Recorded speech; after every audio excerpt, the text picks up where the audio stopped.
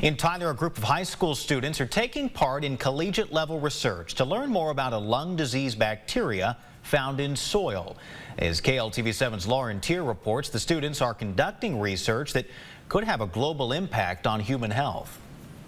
It's so interesting to see how colleges work and how research in college works compared to in high school. Rebecca Daniel is a senior at the University of Texas at Tyler University Academy. She's helping Dr. Jennifer Honda with her research on non-tuberculous mycobacteria. And according to the CDC, these are organisms that can pose risk of disease and infection and can be found in water, dust, and soil. The main focus for these students. I had a group who were already working on soil. So when she mentioned that there was a soil component and there was a water component, I went and asked them, hey, would you guys like to meet Dr. Honda, talk with her about it, and see whether you want to turn your project in that direction. NC Chong is the facilitator and supervisor for his students' research. It empowers students to feel like they are contributing to something that is authentic and valuable.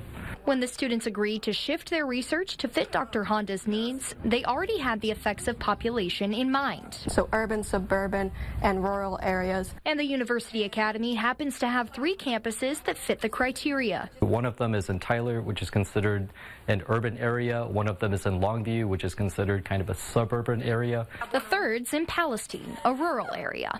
Each campus will contribute 40 soil samples to be tested and analyzed by the students in Tyler. We're testing pH, temperature, the microorganisms in it and all that.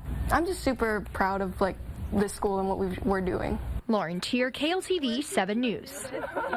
And in just a few weeks, those students will present their research at the Globe Student Research Symposia in Fort Worth for a chance to have their work recognized on a national scale and also get feedback from professionals.